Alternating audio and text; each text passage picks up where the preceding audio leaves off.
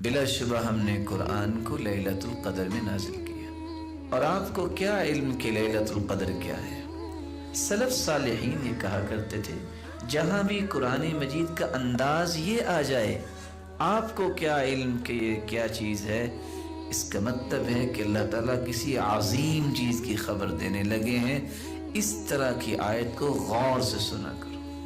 یہ اللہ تعالیٰ کہہ رہے ہیں آپ کو کیا علم کہ یہ کیا ہے۔ تو یہ انداز جو ہے قرآن کا،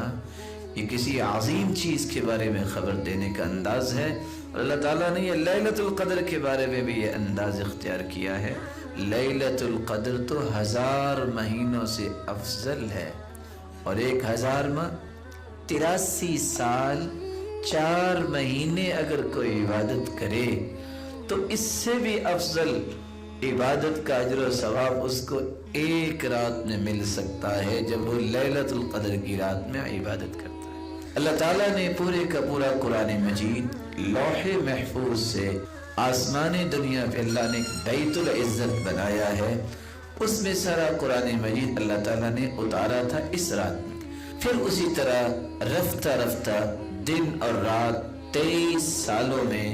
اپنے پیغمبر محمد صلی اللہ علیہ وسلم پر اس قرآن کو مکمل کیا۔ رسول اللہ صلی اللہ علیہ وآلہ وسلم نے اس لیے اس مبارک رات کے متعلق یہ الفاظ بول دیے تھے، اس رات سے جو محروم کر دیا گیا وہ بہت بڑی خیر سے محروم ہو گیا۔ کتنی بڑی بات کہہ دی آپ صلی اللہ علیہ وسلم نے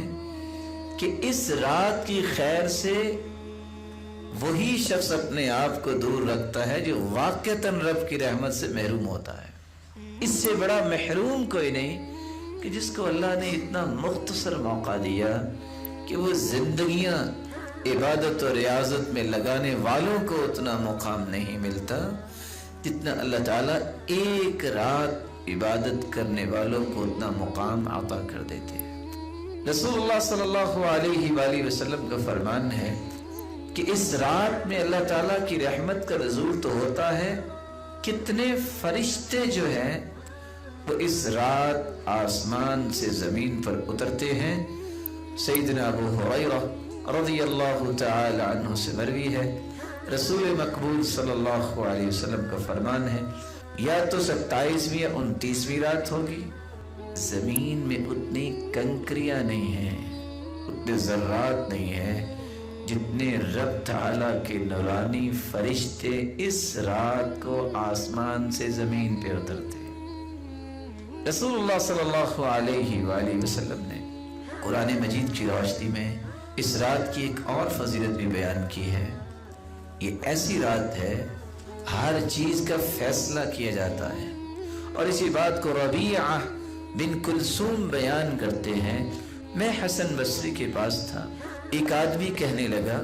اے ابو سعید، یہ آیت جو ہے فیہا یفرق کل امر حکیم، یہ ہر سال لیلۃ القدر کی رات ہے؟ لیلۃ القدر ہر سال کے بعد ایک رات آتی ہے، اور یہ وہ مبارک رات ہے جس میں پورے سال کے فیصلے کیے جاتے ہیں۔ اللہ تعالیٰ زندگیوں کے فیصلے بھی کرتے ہیں، امیدوں کے فیصلے بھی کرتے ہیں، رزق کے فیصلے بھی کرتے ہیں، اور اس طرح کے دیگر فیصلے جو ہوتے ہیں وہ اسی رات میں ہوتے ہیں۔ ابو مالک روایت کرتے ہیں اللہ تعالیٰ نے اس میں کیا کہا ہے، اس سال سے لے کر اگلے سال کے اس دن تک جتنے فیصلے ہیں وہ اسی رات میں سنائے جائیں گے۔ اس دن سے اس رات سے اگلے سال اس رات تک جتنے لوگ پیدا ہوں گے، جتنے لوگوں کو رزق ملے گا، اور جتنے لوگوں کو موت آئے گی، اور جتنے لوگوں پہ مصیبتیں آئیں گی، سارے فیصلے اللہ ذو الجلال اسی رات میں فرما دیتے ہیں۔ تو یہی برکت والی رات ہے، یہی لیلۃ القدر ہے، یہی رمضان میں آتی ہے، اس میں ہی سارے سال کے فیصلے ہوتے ہیں، اس لیے اس رات کا اہتمام انسان کو کرنا چاہیے۔